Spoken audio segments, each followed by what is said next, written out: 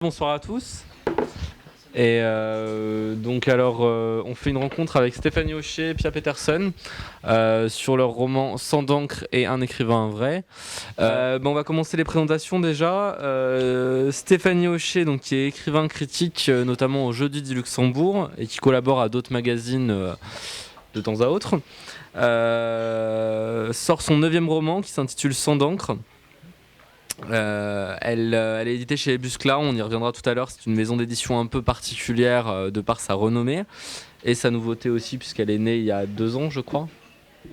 La maison d'édition est née il y a 4 ans. 4 ans, autant pour moi.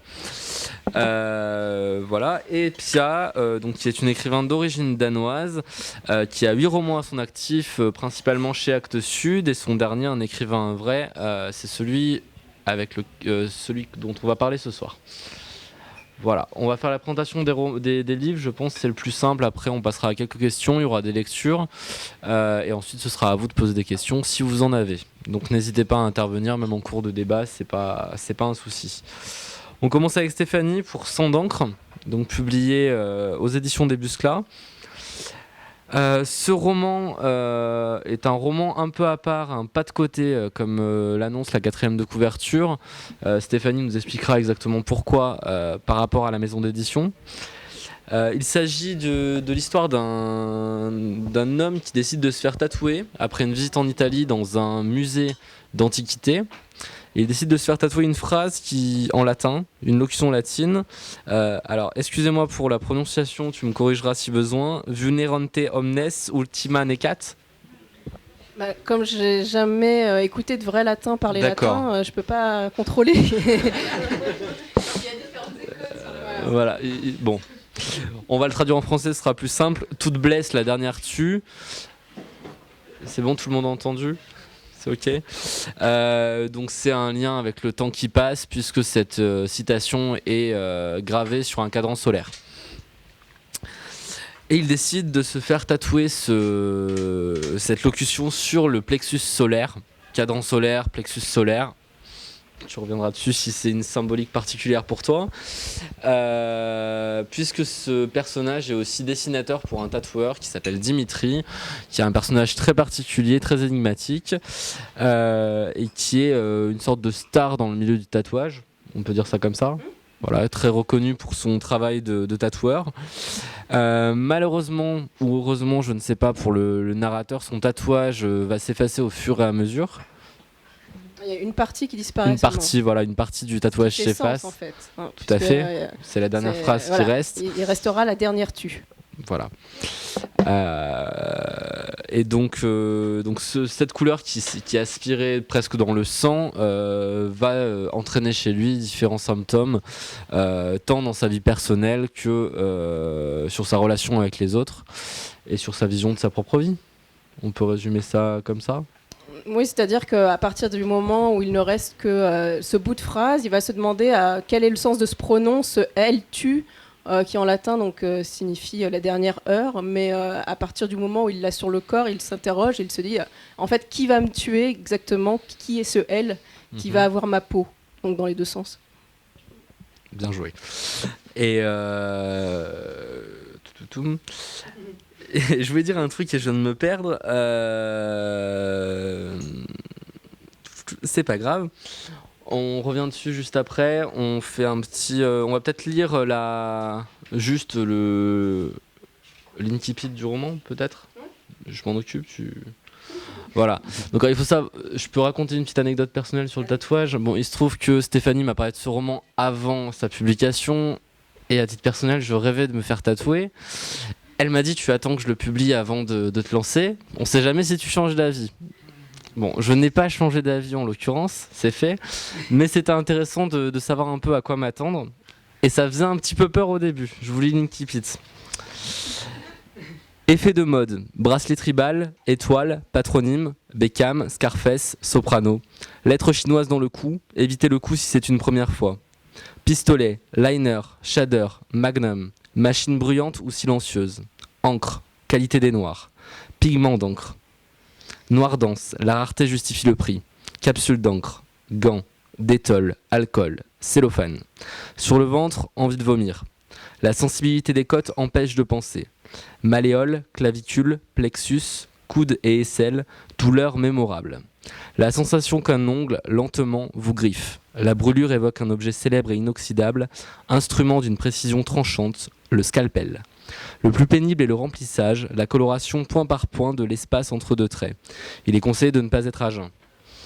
Donc je pense qu'on pourrait presque mettre cet incipit dans tous les salons de tatouage. Je peux vous assurer que tout est vrai. Ça, quand même, je tiens à remercier les tatoueurs qui sont présents en plus, que j'ai interviewés, interrogés, qui m'ont pas donné leur secret, mais j'ai pu vraiment savoir beaucoup de choses. Ah oui, en effet. Il y a 2 personnes là-bas. Ça se voit. Merci donc. Voilà, on va peut-être passer au roman de Pia. On continue avec toi ? Ouais, allons-y. Donc, Un écrivain vrai de Pia Petersen, paru aux éditions Actes Sud, qui est un roman, je pense, très important dans ta propre œuvre, puisque tu démontes dans ce livre tout ce que tu détestes dans la littérature actuelle. On peut dire ça comme ça ? Oui ? Qui dit mot consent, d'accord. Enfin, tout ce qui fait problème plus que ce que je déteste. Je déteste pas, mais ça fait problème, oui, en quelque sorte. Bon, alors l'histoire, c'est Gary Montaigu, un écrivain reconnu, français, qui s'installe aux USA et qui devient le héros d'une télé-réalité qui va s'appeler Un écrivain vrai. Le système est presque le même, le système de vote est presque le même que dans tous les autres jeux de télé-réalité qu'on a pu connaître. J'aime, je partage. C'est presque un mélange entre la télé-réalité et Facebook. Donc c'est intéressant. Et il doit écrire un chapitre par semaine et il est filmé 22 heures sur 24. Il y a les 2 heures de CSA derrière. Par des caméras, et il y a du storytelling qui est fait évidemment parce qu'un auteur qui écrit dans sa chambre, c'est pas forcément très sexy et très vendeur. Donc on lui invente une sorte de nouvelle vie, on incorpore des personnages dans son univers, ce qui lui déplaît plutôt. Voilà, il est aussi entouré d'une femme, il est accompagné de sa femme qui est une sorte de rapace ne souhaitant que la célébrité. Je résume bien l'affaire. Oui, ça va. Voilà, et ce qui est le cœur de l'ouvrage est peut-être l'idée même qu'aujourd'hui on demande aux gens de faire mais de ne pas penser, et tu essayes de démonter ce stratagème en insistant sur le fait que la pensée est encore présente et qu'il faut encore s'en servir. Disons que l'idée, c'est un peu la télé-réalité qui est, quand c'est un vieux truc, on le connaît, ça fait 10-15 ans que c'est là, que c'est très présent. 2001. Mais il y a tout un comportement qui est induit par ces shows-là et qui, en fait, ont débordé au-delà de la télé-réalité et on est, en réalité, on vit un peu en permanence dans une émission de télé-réalité. Donc je me suis dit, mais comment est-ce que l'écrivain et les artistes et les philosophes, enfin, tout ce qui relève vraiment d'une pensée un peu plus poussée, on va dire ça comme ça, comment est-ce qu'ils peuvent encore arriver à penser jusqu'au bout, arriver à penser en toute liberté, avec des jugements gênés, je partage, ou un silence extrêmement gêné quand on s'aventure au-delà de ce qui est bienséant en matière de pensée. Là, c'était un peu le point de départ. Ah, très bien. Et ça, c'était ton point de départ, Stéphanie. Ton idée de départ, c'était dessin de tatouage, une phrase, une envie d'adolescence. On parlait de la maison d'édition qui est donc la maison d'édition Indébuscla propose aux écrivains de faire des pas de côté. Et moi, quand on m'a demandé de faire un pas de côté, j'ai eu envie en fait d'avoir un sujet qui allait être un sujet en apparence, un sujet très concentré, c'est-à-dire là c'était le tatouage, comme s'il y avait un point focal vraiment, et c'est-à-dire que qui pour moi en fait le tatouage est une sorte de fascination. Et une tentation très forte et en même temps je sens le tabou quoi. Je sens qu'on touche au tabou. Bon, ne serait-ce que par l'histoire du tatouage qui concernait plutôt les criminels ou les gangs ou les clans, enfin voilà, qui était une marque très forte et qui le reste encore un petit peu, mais bon, qui est devenu quand même un petit peu plus un effet de mode, effectivement, comme je disais tout à l'heure.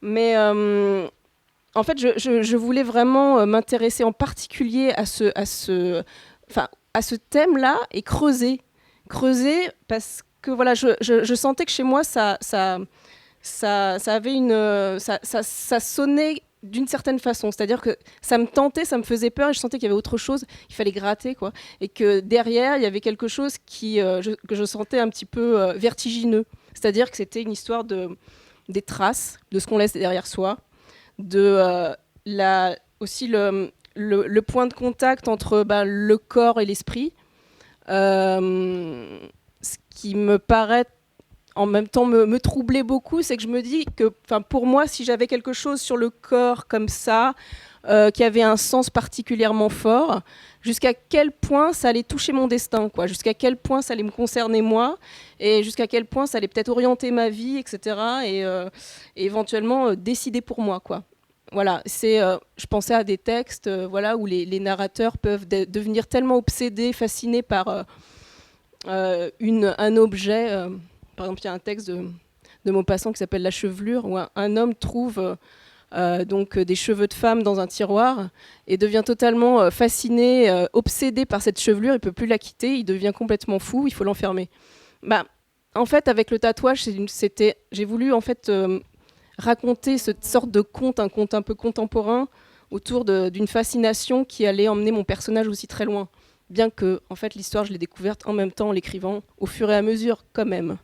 D'accord. Voilà. Et ton travail de recherche, comment s'est passé? Donc, tu es allé chez des tatoueurs, C'est-à-dire qu'en même temps, c'est bien parce que c'est un travail qui peut se faire à plusieurs niveaux, puisque bon, j'ai fait quelques recherches pour savoir dans l'histoire, dans les pays, etc., comment ça se faisait. Enfin, déjà, quelle était l'histoire du tatouage, où j'ai découvert en fait que même les hommes préhistoriques pouvaient se tatouer, et que chez les Grecs et les Latins, les tatouages en fait, se faisaient déjà, et on tatouait en fait les esclaves. Donc, c'est-à-dire que c'était une forme d'appropriation. Je pense qu'il y a énormément, enfin, ce thème d'appropriation est très important dans le tatouage. Maintenant, ça peut être une appropriation personnelle, quelque chose qu'on veut s'approprier, mais à une époque, on cherchait à s'approprier quelqu'un en le tatouant. Bon, il y avait toute cette histoire, ce passé où au 19e siècle, en fait, les policiers notaient précisément les détails des tatouages pour pouvoir repérer les criminels et pouvoir, voilà. Il y avait toute cette histoire qui était une histoire un petit peu transgressive aussi, voilà. Et puis ensuite, ce qui m'a intéressée, c'était le concret, quoi. Comment ça fonctionne, comment on devient éventuellement tatoueur, comment on procède, quelles sont les différences de sensations sur le corps, parce que c'est pas la même chose voilà, de se tatouer le bras, le ventre, le plexus, les pieds, etc. Quels étaient les appareils, voilà. Et en plus, derrière ça, je trouvais qu'il y avait une sorte une espèce de force un peu démiurge qu'ont les tatoueurs, quoi. C'est-à-dire la force de vous marquer à tout jamais. Voilà, et je trouve que ça faisait d'eux des personnages fascinants et en même temps, voilà, fascinants, donc que j'ai voulu aussi garder un petit peu regarder un petit peu de loin dans mon récit, parce que c'est le narrateur et n'est pas le tatoueur. Le narrateur, c'est la personne qui va se tatouer, qui fait qu'il observe le tatoueur, le tatoueur devient donc un personnage énigmatique et particulièrement fort, voilà, pour sa capacité. Et puis aussi, généralement, je constate qu'ils sont plutôt, qui ont l'air plutôt costauds, quoi. Voilà. Donc, costaud dans le sens, bon, on sait qu'il y a quelque chose de quand même assez physique dans cette pratique.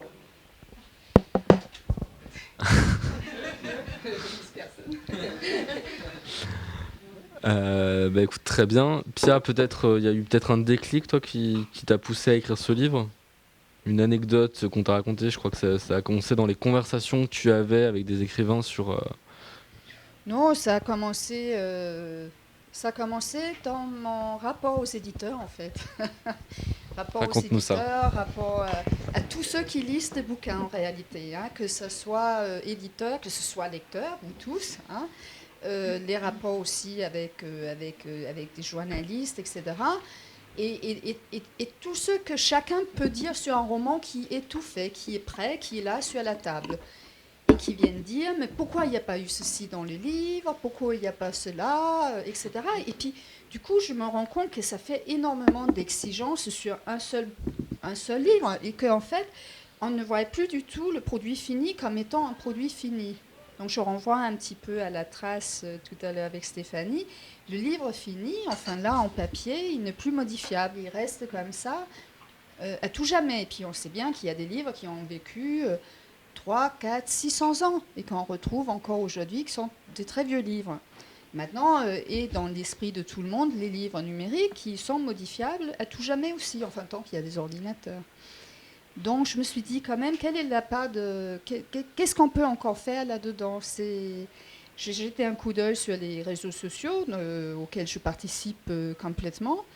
Et je me suis rendu compte que finalement, notre jugement sur une œuvre s'est limité assez rapidement à une affaire de simple goût. Et que finalement, on n'appréciait plus ou on apprécie de moins en moins la littérature au-delà qu'une simple affaire de goût, c'est-à-dire qu'est-ce que peut apporter réellement la littérature. Après ça, je me suis dit, parce que j'ai réfléchi beaucoup avant d'écrire un bouquin, après, je me suis dit aussi, en même temps, j'écoute les écrivains qui disent « Ouais, mais nous, les écrivains, on ne sert plus à rien, on est devenus un peu inutiles, personne ne veut de nous. » Et puis c'est vrai qu'il y a les films, il y a les vidéos et tout ça, il y a plein de choses qui prend un peu cette place de passe-temps qu'on avait avant. Et je me suis dit, mais quand même, l'écrivain, il a quand même une fonction assez vitale et assez importante, puisque c'est une certaine représentation à la fois de la société, de l'être humain au travers de la société, et aussi de l'être humain au travers du temps, et que chaque écrivain, il réécrit un peu les mythes fondateurs. Et puis, c'est vrai que l'écrivain, il a écrit la Bible, il a écrit le Coran, il a écrit les 1001 nuits. Alors, pourquoi aujourd'hui, subitement, il serait devenu inutile ? Parce qu'aujourd'hui, on n'a plus besoin de mythes fondateurs, peut-être ? Ou que la Bible suffit. La Bible est un peu vieillot quand même maintenant. Il est content d'en écrire des nouveaux. Donc voilà, toutes ces questions un peu mélangées a fait que finalement... Et l'idée de situer ça dans la télé-réalité, est-ce que tu t'es renseigné sur le sujet ? Est-ce que c'est-à-dire que tu t'es forcé à regarder que tout se passait comme dans une télé-réalité, parce que c'était un peu l'objectif que j'avais. Enfin, une télé-réalité. Seulement, j'étais restée sur le comme dans une télé-réalité. Et là, c'est vrai qu'il y avait un journaliste qui m'avait dit « tu enlèves le com et c'est bon ». Et c'est ce que j'ai fait. Donc on peut remercier un journaliste alors ? On peut le remercier, ouais. Tu vois, qui servent à quelque chose parfois. Donc ce qui est amusant, c'est que vos deux textes se confrontent la personne, le livre ou le corps au monde actuel et sur ce qu'il restera ou non de ce lien que vous avez créé ou que vos narrateurs ont créé avec le monde. Est-ce que vous-même vous avez peur ou est-ce que vous attendez de voir la trace que vous allez les laisser ou... Non, est-ce que quel est C'est qui veut répondre ? Non mais quel est pour vous votre Ouais, je viens de la faire. Quelle est la trace qui reste ? Oui, quelle trace vous voulez laisser vous ? Est-ce que vous avez conscience d'en laisser une ? C'est pas l'histoire. Moi personnellement, je sais pas si c'est important à titre individuel de laisser une trace. En même temps, c'est important qu'il y a toujours des traces. On a bien vu 1984 comment ils avaient éliminé toute possibilité de traces en rectifiant systématiquement l'histoire de façon à que la mémoire finalement s'accroche à rien. Et on est arrivé un petit peu à ce stade-là aujourd'hui avec une espèce d'accélération des informations plutôt assez importante parce qu'on a besoin de mémoire, on a besoin d'histoire, même si c'est pour la contester, mais au moins qu'il existe. En fait, mon narrateur se pose la question, quand il a une quarantaine d'années, il se dit qu'est-ce que je laisse derrière moi et en fait, il n'a pas d'enfant, il ne s'est pas marié, etc. Et c'est sans doute le moment peut-être de se dire, peut-être qu'à partir de 40 ans, on peut se dire qu'est-ce que je vais laisser. Je pense que ça, c'est une interrogation humaine classique. Alors, ça va être quoi ? C'est des enfants, c'est une œuvre, c'est les souvenirs que les autres ont de nous. Bon, ça, c'est la question que tout le monde se pose, mais... je pense que, voilà, mon narrateur y a répondu paradoxalement avec quelque chose qui va mourir avec lui, quoi. C'est-à-dire que pour lui, la trace la plus longue, ce sera celle qui durera jusqu'à la fin de sa vie. Celle qu'il a sur la peau. Celle qu'il a sur la peau, ce qui est assez long en fait, puisque la plupart des relations s'arrêtent au bout de quelques années, et amicales et amoureuses. Donc en fait, le tatouage, c'est ce qui vous quittera le moins, quoi. C'est pas si bête. C'est vrai. Vous voulez peut-être lire des Et passages. ça reste une trace le temps que la personne est vivante, parce qu'une fois le temps est mort, la trace disparaît complètement. Donc c'est pas vrai. Sauf si tu coupes la peau très bien et que après tu la fais sécher, mais c'est un petit peu pervers. Il y a d'autres solutions aussi, t'en parles dans le livre. Ah mais je veux pas tout révéler. Oui, bah non, mais il y a d'autres solutions qui font mal aussi. Vous voulez peut-être lire tu lis un extrait? Pierre voulait. Bah, je vais commencer et puis je lirai ton extrait après. Bon, bah, c'est au début. L'esprit s'ouvre avec le dessin. Vous pensez connaître les formes, mais non, vous ne les connaissez pas. Le trait vous emporte vers quelque chose que vous n'aviez pas en tête. Enfin, vous imaginiez quelque chose s'apparentant à ça. Mais à l'arrivée, c'est ça plus autre chose que vous n'aviez pas à l'esprit. C'est la surprise, la difficulté aussi. Comment rendre la méduse filandreuse, le vent dans le cerisier en fleurs, l'éclat de verre sur le canon du pistolet, la floculation noire sur le poignard du boutant. Aimer la précision. Difficulté multipliée si on a l'intention d'appliquer le dessin sur le corps. Pensez aux artistes de Lascaux qui savaient utiliser les reliefs, les courbes des parois pour les inclure dans leurs dessins, tel renflement de la roche représentant la bosse d'un animal. Jouez avec ce que la nature vous a donné. S'entraîner sur une feuille plate en sachant que rien n'est plat sur le corps humain. Le corps a horreur du plat. Quelle partie choisir? Le flanc, le bras, la mode éternelle des marins, le cou. Savoir qu'on doit toujours contourner le coude, le plexus, la plante des pieds, l'intérieur des mains. En dehors de ça, tout est tatouable. Tatouable, alors que choisir? Quel sens donner à la partie de votre corps que vous avez élue? Se sentir Dieu de désigner l'endroit où la pointe va percer, car seul Dieu décide d'isoler tel membre dans la maladie ou dans l'accident qui brisera les os. Les tatouages vous racontent le monde, les croyances des hommes. Chez les Grecs et les Romains ont tatoué les esclaves, d'une chouette pour les asservis grecs, quand les Romains préféraient marquer entre les deux yeux des esclaves la première lettre du patronyme du maître. L'homme découvert dans les Alpes et dont la momie révèle qu'il a vécu en 4546 avant Jésus-Christ, celui qu'on appelle aussi et rebaptisé Hibernatus, avait lui aussi été tatoué. Des Pictes en Écosse, aux aborigènes d'Australie en passant par l'Asie, on a blessé la peau pour y introduire l'encre, ou autre hommage, on s'est offusqué de ce marquage de peau. Le judaïsme interdit le tatouage. Vous ne ferez point d'incision dans votre chair pour un mort, et vous n'imprimerez point de figure sur vous. Je suis l'Éternel. Lévitique, chapitre 19, verset 28. Je m'arrête sur la Bible. Très bien. Et donc Pia, tu veux essayer? Non, je peux pas. Ça n'arrivera pas? Je suis désolée, j'ai une infection des yeux, alors je suis obligée de le laisser lire à Kevin parce que je ne vois pas clair. C'est vrai que c'est Et petit. ça fait 2 semaines que je l'ai, je suis vraiment désolée. Voilà, donc pour situer la scène, Linky Pit se passe une réception de prix littéraire. Gary Montaigu, donc le héros, va recevoir un prix. Et là, on est en plein dedans. Je me suis un peu avancé dans le récit. Miles dit que tout est prêt. C'est formidable. On pourra commencer à travailler sur les détails. Leur table était située juste au pied de l'estrade où étaient remis les prix. La salle se remplissait rapidement et les chaises grinçaient sur le parquet. Les verres s'entrechoquaient et il y avait un incessant bourdonnement de voix. En bordure, tout autour, journalistes et caméramans et photographes se bousculaient. Gary et Ruth étaient à table avec le sénateur Jones et son épouse, le maire accompagné de sa femme, Lester, Kimber, Ethan et Forrest, un journaliste spécialisé en analyse politique, et Miles avec son épouse. Ruth se pencha sur Gary et l'embrassa sur la joue en souriant aux autres convives. Elle portait une robe couleur bleu roi et Gary la trouvait jolie. Il but une gorgée de vin rouge et examina la salle, somptueuse avec ses fresques, ses teintes crème et ses dorures. Truman Capote avait raison, c'était la plus belle salle de New York. Il y avait une sacrée fête, au point d'en créer un événement historique. Gary se sentait euphorique, léger, ivre. S'il avait son prix, non, ça portait la poisse, mais quand même. S'il avait son prix, il pourrait tout faire. Il serait enfin libre d'écrire tous les livres qu'il voulait. Il avait plein de projets en tête, des romans puissants et dévastateurs comme des ouragans. S'il avait le prix, une armée de serveurs, les plateaux chargés, s'occupa de servir chaque table. Il avait chaud et les rires résonnaient dans sa tête. La canicule serait dure. Les médias avaient prévenu que la chaleur de ces jours-ci n'était rien comparé à ce qui allait arriver. Roos discutait avec le sénateur Jones. Ils évoquaient la possibilité d'une commission dont Gary serait le président. Jones prédisait que Gary aurait un grand avenir et le maire intervint et ajouta qu'il pourrait même ambitionner une place d'ambassadeur à l'étranger, et pourquoi pas en France. Roos était aux anges. Elle avait toujours pensé qu'il irait loin. Ethan écoutait Miles en hochant la tête avec excitation. L'épouse de Miles buvait verre sur verre. Le président du jury prit place sur la tribune et fit signe à la salle « Chut, silence !» et le silence s'installa progressivement.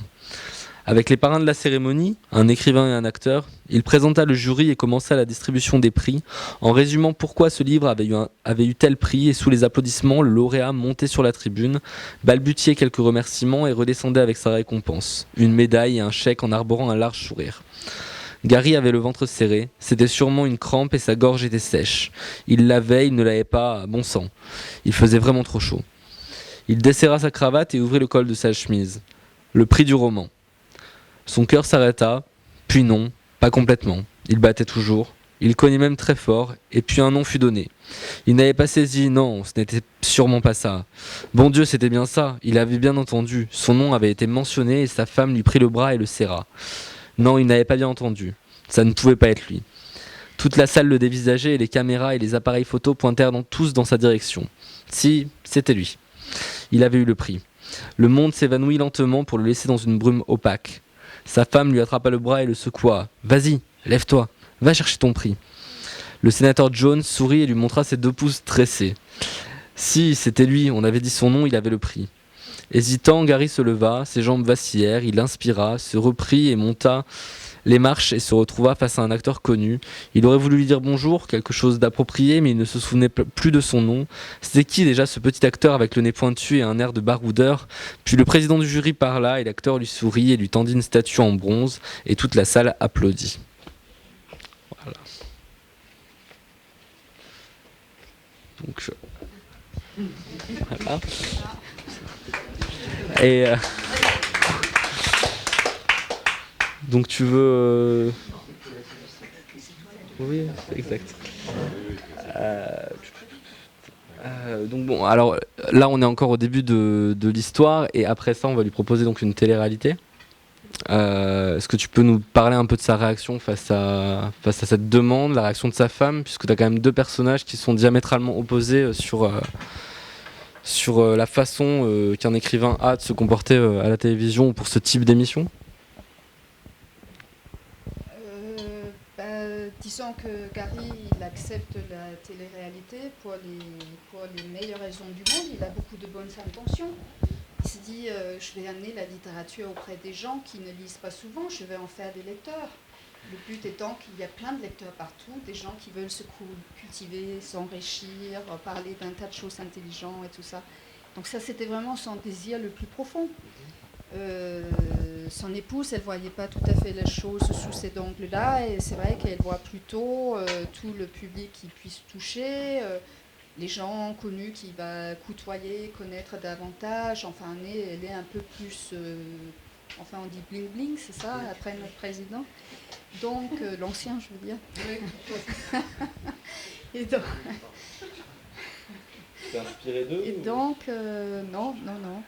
Et donc, elle va le pousser, c'est-à-dire qu'elle va se faire la première critique de Gary, elle va commencer à intervenir sur son écriture, elle va lui dire là c'est trop littéraire, là c'est un peu long, ça réfléchit trop, là il y a trop de questions, il ne faut pas, ça ne plaît pas au lecteur. Petit à petit, ça va se réduire, hein. Petit à petit, ça va forcément se réduire beaucoup. Et là, Gary, qui avait dans l'idée d'écrire pour le plus large public possible, se rend compte en fait qu'il n'écrit plus du tout. Puisque d'autant plus que le producteur lui a bien dit, maintenant c'est génial, il y a la télé-réalité, il n'a plus besoin de lire le livre, hein, ça passe à l'image tous les jours. Et donc est né aussi à la même occasion les télélecteurs. Donc excite le livre, reste l'écrivain, mais qui n'est plus un écrivain, mais une marionnette qui fait ce qu'on veut bien lui dire de faire. Et toi, dans ta façon d'écrire, est-ce que tu as une rousse à toi, ou est-ce que tu as quelqu'un qui te dis ce que tu as à faire, ou est-ce que tu es la seule Est-ce que quelqu'un te relie? Est-ce qu'on te donne... On se lever très tôt le matin pour me dire ce que j'ai à faire.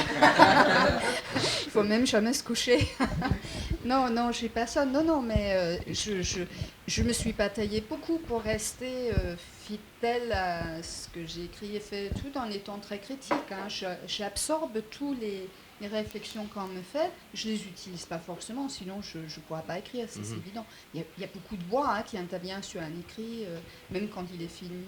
Mais non, il y a quelqu'un qui me relie, bien sûr, une fois que j'ai terminé, qui me dit oui ou non, c'est bien, ou il y a ceci qui ne va pas, ou cela qui ne va pas, ce que j'aime pas entendre, évidemment. Je suis comme tout le monde. Mais non, c'est moi qui décide de ce que j'écris. Mais la bataille, il y a plusieurs écrivains dans la salle, le savent, hein, toi aussi tu le sais, hein, Stéphanie, la bataille pour écrire vraiment ce qu'on veut, écrire soi-même, c'est très très dur, et plus ça va, plus c'est impossible.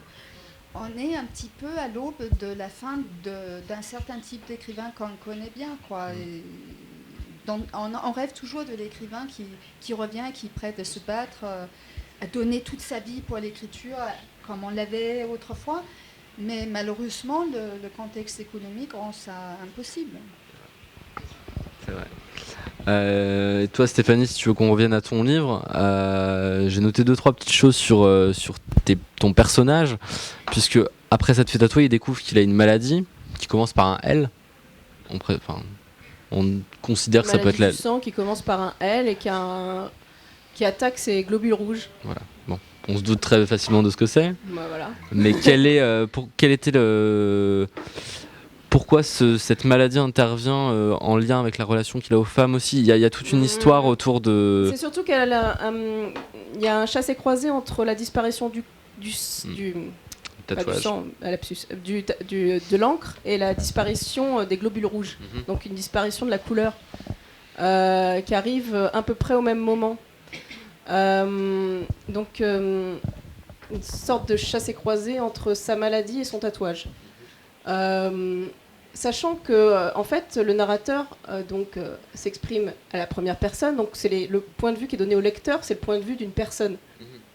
Ce qui veut dire que quand il dit qu'une partie du tatouage est en train de disparaître, il y a plusieurs choses. On peut très bien penser qu'effectivement une partie du tatouage est en train de disparaître. On peut aussi penser que c'est quelqu'un qui tout d'un coup ne voit plus la dernière partie du tatouage. On peut... Voilà, c'est ça. Exactement, la première partie du tatouage. On peut penser également qu'il y a une partie de l'encre qui est de moins bonne qualité. Voilà. C'est-à-dire que j'ai cherché à faire en sorte que ce soit une sorte de conte avec un pied dans le fantastique, c'est-à-dire juste un pied. Et que les interprétations soient plurielles. Voilà, donc, et à chaque fois, il fallait... je donne au lecteur vraiment les impressions du personnage, donc avec cette obsession du tatouage et du sens de son tatouage, et puis c'est une obsession de la santé de son corps. Voilà, et les deux sont évidemment liés. Voilà, c'est le sang, l'encre, mais il faut vraiment, je pense, suivre sa logique, même son délire logique de pensée, pour comprendre le lien étroit qu'il y a entre les deux. Et la logique de pensée d'un homme, comme tu le disais, tu t'es mis dans la peau d'un homme, le personnage de ton roman parle à la première personne, du singulier. Comment est-ce que toi tu as réussi à te mettre dans la peau d'un homme? Est-ce que ça a été un travail que tu as... Quel a été ton... C'est pas si difficile qu'on imagine. Je me souviens que Gilles Leroy, qui avait été interviewé, disait que les journalistes étaient étonnés quand il écrivait dans la peau d'une femme, et qu'il avait l'air de dire non, c'est pas du tout la grande difficulté. En réalité, quand on est écrivain, être dans la peau d'un homme ou d'une femme, c'est presque un détail. C'est pas si compliqué que ça, quoi. Il faut être un peu sensible et un petit peu écrivain, je crois. Donc ça, c'était franchement pas la plus grande difficulté. La difficulté, c'était d'entrer dans une logique. Voilà, c'est une logique et une voix. C'est toujours un texte écrit à la première personne, c'est un texte qui parle, qui a une voix particulière. Et la difficulté, c'était en fait de trouver la voix de ce type. qui est en même temps quelqu'un je pense, un peu raffiné, et en même temps qui n'a pas ce genre d'emploi qui ferait de lui quelqu'un d'important. Donc voilà, c'est quelqu'un de très sensible et qui est en même temps un peu dans l'ombre dans sa vie. Je ne sais pas si c'est un point commun avec un écrivain vrai, mais avec le personnage. Dans l'ombre. Oui, oui, un point d'ombre, oui. Enfin, il se cache surtout dans l'ombre, celui-là. Ouais. Comment ressens-tu toi-même ton personnage? Pour toi, qu'est-ce que Gary représente vraiment? Tout ce que je ne ferais pas, sûrement. Et tout ce que je ne ferais pas, parce qu'il est quand même un peu lâche quelque part. Il veut séduire, il est prêt à faire ce qu'il faut pour ça. Après, il a un peu des regrets, il revient dessus, il va essayer d'aller vers autre chose. Il est piégé dans le système à ce moment-là. Et ça, c'est très bien. Mais initialement, c'est lui qui est allé dans ces choses-là. C'est lui qui a été jusqu'à cette extrémité-là. Il aurait pu savoir à l'avance que ce ne serait pas possible. D'accord. Bon, vous voulez relire un petit extrait? T'avais sélectionné quel, Stéphanie, déjà? 88 87. 7, ouais. On parle d'art performatif. Dans certains cas, prononcer des propos ne consiste ni à écrire ce que l'on fait, ni à l'affirmer, mais à le faire. On appelle ça la théorie des performatifs. Article sur l'art performatif dans Chronique culturelle. Écrire, c'est faire. Déclencher l'action. Dimitri sait-il qu'il bouleverse ses clients en les tatouant? Ou a-t-il décidé de ne pas le savoir? D'une façon ou d'une autre, il doit être conscient de son don. Il sait qu'il ne disparaît pas comme ça de la vie des gens qu'il a tatoués. Il en éprouve de l'ivresse car c'est l'assurance d'exercer sur autrui un pouvoir. L'exercer de façon sournoise n'est pas pour lui déplaire. Il est à l'abri de la suspicion, des règlements de compte. Son art n'est pas simplement une représentation ou une figure de style, c'est le verbe dans le sens biblique du terme, le verbe avec un grand V. La réalisation de sa volonté avec un grand V aussi. Tatouer devient un art performatif. Le tatoueur en action crée la réalité. Le début d'un assaut psychique, réel, symbolique. Dimitri peut user de son don en toute impunité. Personne n'a encore osé le rendre responsable de ses actions, puisque personne ne peut douter de sa performance. Mais moi, j'ai compris. Sa performance est un tour de force. Il entre dans la vie de ceux qui passent par ses soins. Il est l'artiste démiurge qui s'immisce dans l'existence de ses créatures clients, dans leur peau, dans leur moi profond. Écrire vulnerandum omnes ultima necat sur la peau, c'est lier l'avenir du tatoué à la signification de cette phrase, c'est décider de son destin.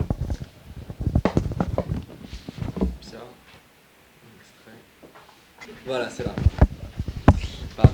C'est une émission. Non mais j'avais bien. C'était la bonne page. Donc là, l'extrait se situe peu après l'arrivée de Gary dans la télé-réalité. Et c'est une émission de télévision qui est animée par un présentateur sur la chaîne sur laquelle est diffusée la télé-réalité. Les deux autres invités arrivèrent et s'installèrent et l'animateur les rejoignit. Un technicien équipa chacun d'un micro-cravate et demanda à la régie d'en tester le son et la maquilleuse effectua quelques retouches et repoudra les visages. Des hôtesses faisaient entrer les spectateurs et leur assignaient une place. L'air de la climatisation était presque trop froid. Gary observa le public. L'animateur dit qu'il était temps de commencer et les caméras se mirent en rouge et l'émission débuta. Ce n'était pas en direct mais dans les conditions du direct. Il était arrivé que des invités s'emportent ou que des agitateurs se soient mélangés au public, perturbant le plateau par des revendications. L'animateur prenait toutes les précautions pour que l'émission se déroule le mieux possible. Un service d'ordre était à sa disposition et il coupait ce qui dérangeait au montage. L'animateur s'adressa directement à Gary. Il lui demanda si d'avoir obtenu un tel prix avait changé sa vie, et l'image montra Gary en pleine forme, et vif et très à l'aise. Il aimait être sous les projecteurs. Il oubliait ses angoisses. Il était immergé dans le présent et il raconta avec chaleur et humour le premier jour de sa vie de lauréat. L'animateur regarda Gary avec malice. Avec son émission de télé-réalité, il écrivait son roman en direct. Y avait-il des conséquences sur son écriture ? Gary réfléchit un long moment. Et une fois qu'il eut fini de réfléchir, il dit avec beaucoup d'émotion dans la voix qu'il était vigilant quant à son travail de romancier et que bien évidemment cela influait sur son écriture. Il devait prendre en compte tous les avis et son roman se réduisait au fur et à mesure, et tout ça pour séduire le télélecteur. Il fabriquait désormais de la banalité, en faisait une star, un mythe. Les idées de son roman étaient ordinaires, petites, sans complexité. L'exaltation de la médiocrité. Il dit que si la littérature créait ou relayait le mythe et écrivait le récit du monde et de l'homme, alors la situation était dramatique parce que le roman se calquait de plus en plus sur la télé-réalité. Désirer était ordinaire. Est-ce vraiment un but à poursuivre avec fierté ? Est-ce que la télé-réalité était le mythe fondateur à venir ? Est-ce que la bêtise allait écrire le récit du monde ? Il dit avec une voix forte que d'ailleurs c'était faux, ultra faux de prétendre être comme tout le monde. Il dit que ce n'était pas comme tout le monde, voilà la vérité. Qu'il ne pouvait pas vivre normalement parce qu'il était un écrivain, parce qu'il était trop ambitieux. Il voulait tout être, tout pouvoir. Qu'il avait trop de désirs, trop d'empathie, trop de sensibilité, trop de rage, trop de tout et qu'il faisait tant d'efforts pour être comme on le voulait, comme tout le monde. Il dit qu'il vivait dans ses romans, qu'il fallait être en marge du réel pour écrire et comment être comme tout le monde quand on vivait dans un roman, comme un personnage qu'en plus on inventait soi-même. Hein ? Comment faire ? Il fallait un grain, un délire de grandeur. Il fallait être en perspective, détruire les frontières, rompre avec les catégories, réinventer le monde, toujours. Il entendait sa voix qui prenait de la force. Il parlait plus vite, de manière saccadée. Il gesticulait, il entendait un bruissement dans le public, une espèce de grondement. Voilà. Donc voilà. Je vais revenir un petit peu sur votre actualité à venir. Est-ce que vous avez des projets en cours, Stéphanie ? Je ne sais pas si... Des projets, oui, j'ai plein de projets, mais... C'est déjà à l'écriture d'un nouveau roman ou pas du tout ? J'ai commencé. J'ai commencé le début. Rien de plus ? Voilà. Bon, et toi, Pierre ? Je viens de finir une lettre. C'est une collection chez Lafon qui est épistolaire en quelque sorte. Ça s'appelle Les Affranchis. Et l'éditrice m'avait demandé d'écrire la lettre que je n'avais jamais écrite. Et parce que je ne l'avais jamais écrit parce que je ne voulais pas l'écrire, mais là je l'ai écrit.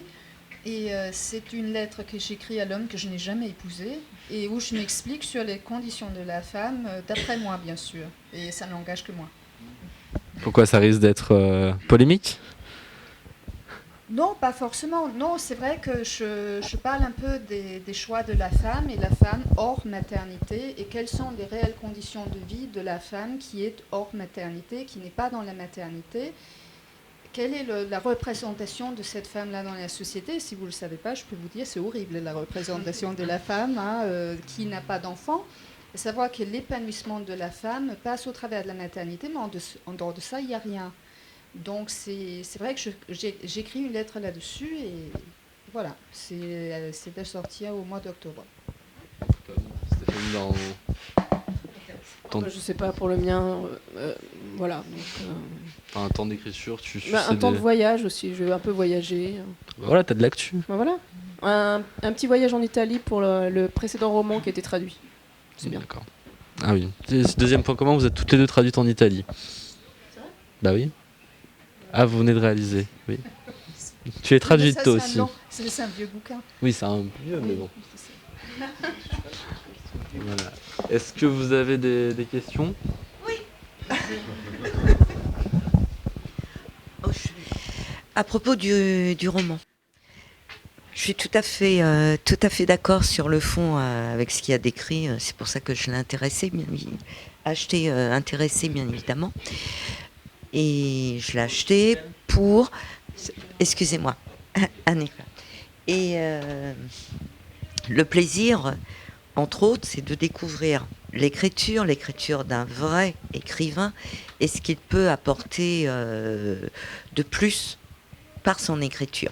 Je me bats actuellement contre le numérique. Bon, je trouve que ce sont que des textes très pauvres, malheureusement, et de profondeur. Donc là, mon plaisir va être de découvrir ce qu'il y a dedans. La question que je souhaite poser, c'est quel retour avez-vous eu dès à présent à propos de votre avis, qui est quand même pas celui de la majorité des gens. J'ai été très surpris des retours. Je pensais avoir des retours plutôt un peu violents, mais en fait, les retours ont été plutôt positifs. Enfin, même pas par rapport au livre, je dirais. Hein. C'est vraiment comme si le sujet était là, le sujet tournait dans la tête des lecteurs, et que finalement le bouquin arrive, donc les lecteurs se sont appropriés du sujet. Et puis c'est une manière de dire, on y pense depuis un bout de temps. Mais voilà, il y a un bouquin qui est tombé sur le sujet. Je pense que la plupart des lecteurs ont lu leur livre. Hein. Il y a des problématiques, enfin des choses qui pour moi étaient assez importantes dans le livre, qui était plutôt le rapport au réel, qui a été bouleversé, qui a changé de face vraiment avec certaines émissions de télévision, dont les téléréalités entre autres, et qui n'a pas tellement été soulevé, par exemple. Mais les retours ont été plutôt assez surprenants. Et c'est vrai qu'il y a des libraires, par exemple, ça m'a beaucoup plu, et j'étais très contente. Pas spécialement pour moi, mais pour toute la littérature, ils se sont dit que ça les a amenés à regarder les tables de nouveautés autrement. Ils se sont posés des questions sur les livres qu'ils mettaient en avant. Je me suis dit, j'étais ravie d'apprendre aussi qu'il y a beaucoup d'éditeurs qui l'ont lu. J'espère qu'il y en a certains qui vont se poser des questions. Donc voilà, pour le moment, ça a été plutôt favorable. Je peux ajouter qu'on en parle beaucoup sur les réseaux sociaux aussi de ton livre. Comme j'ai dit, je suis beaucoup sur les réseaux sociaux, hein. Mais c'est vrai que c'est ça le truc. Je ne refuse pas ni la télévision, ni la radio, ni les téléréalités même d'ailleurs. Non plus les réseaux sociaux, mais il y a quand même, je crois qu'il faut être vigilant dans sa vie quand on regarde pas ce qui se passe, quand on ne le pense pas, quand on pose pas des questions là-dessus, ça prend une place très importante, et on est amené à faire des choses qu'on n'aurait peut-être pas fait si on réfléchissait un peu. Donc les réseaux sociaux et tout ça, oui, mais pas n'importe comment, et pas à l'aveuglement, et pas sans esprit critique, et pas sans esprit de discernement. Il n'y a plus de questions? Non, quelqu'un? Non, en tout cas, merci à tous d'être venus. Merci Stéphanie, merci Pia. On peut continuer les débats ici ou en bas juste après si vous voulez. Merci de votre présence et à très bientôt.